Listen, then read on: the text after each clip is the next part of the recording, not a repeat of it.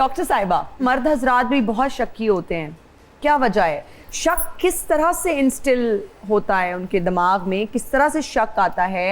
और बीवियां मर्दों पे करने पे लगी हुई हैं, फ़ोन्स चेक कर रही हैं, पासवर्ड्स देख रही हैं, वीडियो कॉल्स पे चेक कर रही हैं कि हस्बैंड कहाँ पर है। और फिर आजकल मीम्स देख देख के लड़कों के दिमाग भी इतने तेज हो गए हैं, हर किसी की क्यों है हाँ, इस तरह से? बहुत इम्पोर्टेंट सवाल आपने पूछा है कि हर वो इंसान, मर्द खास तौर पे, मैं कि पिछले दिनों मैंने एक एग्जैक्टली इसी टॉपिक के ऊपर वीडियो की कि वो आदमी जो अपने आप को अंदर से कमज़ोर समझते हैं, अंदर से कमज़ोर मतलब अब क्योंकि जो लोग मुझे जानते हैं उनको पता है मैं क्या बात कर रही हूँ। ठीक है। अपने आप को फुली कॉन्फिडेंट नहीं है अपने बारे में, अपने बारे में, हाँ, इनसिक्योर अपने बारे में, अपने बारे में फुली कॉन्फिडेंट नहीं है कि वो अपनी बीवी की हर ज़रूरत को पूरा कर सकते हैं, हर ज़रूरत को पूरा कर सकते हैं। दे स्टार्ट डाउटिंग हर। ये बात है कि आप खुद अंदर से कमज़ोर हैं और वो क्योंकि आपको पता नहीं है कि आपने एग्जैक्टली तो अब आप वो इन्फ्लिक्ट कर रहे हैं उसको अपनी बीवी के ऊपर के किससे बात हो रही है, वो क्यों आया था, वो क्यों गया था। कंट्रोल करने का एक और तरीका, क्योंकि आप दूसरे तरीके से तो कंट्रोल नहीं कर सकते। जी जी। सो इस वजह से जो है वो और बीवियां क्यों ऐसे कर रही हैं, बीवियां क्यों शक कर रही हैं?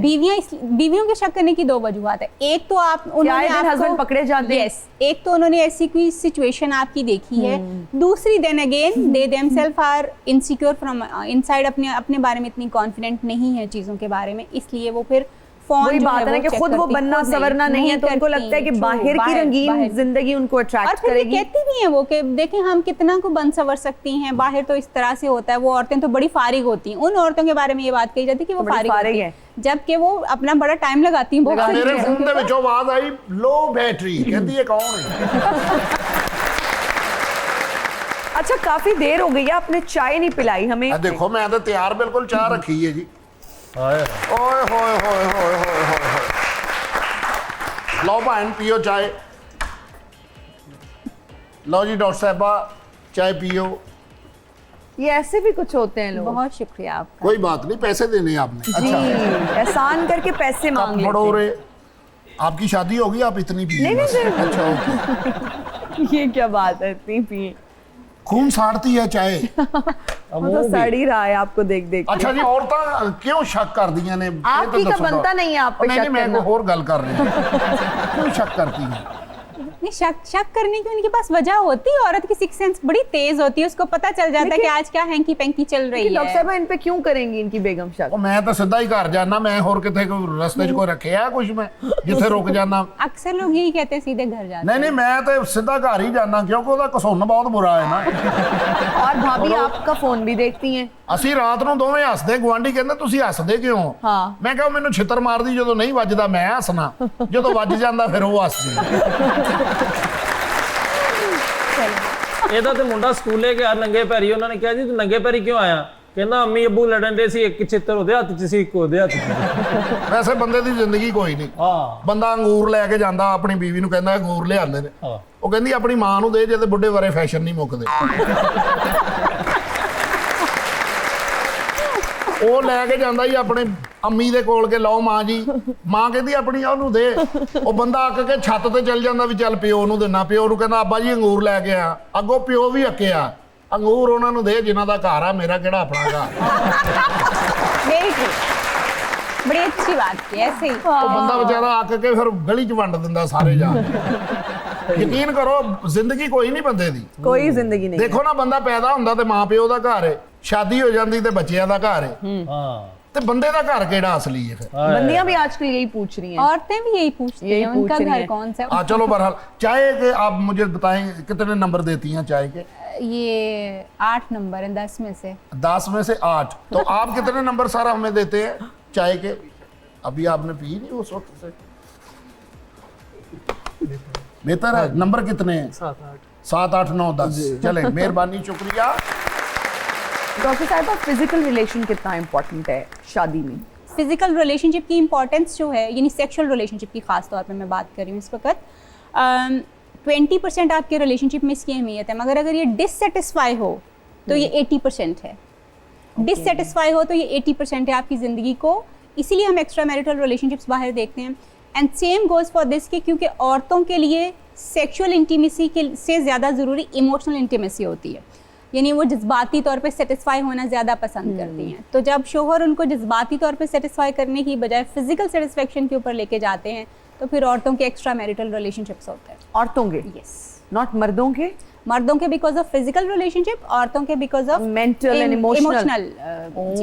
Emotional intimacy is also very important. Very important. औरतों के लिए सबसे ज्यादा, औरतों के लिए जो चीज सबसे ज्यादा रिलेशनशिप में इंपॉर्टेंट है वो इमोशनल इंटीमेसी है। इमोशनल सपोर्ट का होना बहुत जरूरी है। आपका इमोशनली प्रेजेंट होना, उस औरत को बताना वो कितनी अच्छी है, उसका वो कितनी इंपॉर्टेंट है आपकी लाइफ में। मर्द हजरात at times they fail to understand कि खवातीन को क्या चीज खुश कर सकती है, क्या उनको कॉम्प्लीमेंट देना, उनको उनकी तारीफ करना, क्या उनको महंगे तोहफे देना।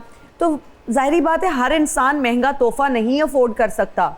बहुत सारे इस वक्त मर्द हजरात भी आपको देख रहे होंगे। क्या ऐसी चीज़ें हैं जो कि आसान भी हैं, महंगी भी नहीं हैं, बस मुंह से चंद बोल ऐसे हैं कि वो बोल दें तो बीवी भी खुश, घर में सब खुश। तो बिल्कुल आपने बहुत अच्छी बात की। जो अभी हमने ये बात की है ना कि औरत की नीड इमोशनल है, इसको अगर आदमी समझ जाए कि उसने आके अपनी बीवी के साथ अपना मोहब्बत का इजहार करना है, उसको मिस यू भी कहना है, उसकी तारीफ भी करनी है, उसको उसकी एफर्ट्स के ऊपर अप्रिशिएट करना है। औरतों के लिए फिजिकल इंटीमेसी का मतलब है हग्स, टच, फिजिकल टच। अगर आप उसको वो नहीं दे रहे तो फिर वो चीज़ें ख़राब है। और यही आदमी को सीखना है कि उसने उसकी इमोशनल नीड्स को कैसे पूरा करना है। अहमद, दिल टूटने पे कुछ लिखा आपने? दिल टूटने पर चीज़ें तो देखे ऐसे पर्टिकुलरली तो नहीं, लेकिन चीज़ें ऐसे चलती रहती हैं। मुझसे भी छीन ले भले उसको, वाह, शहर मत छोड़ना पड़े उसको।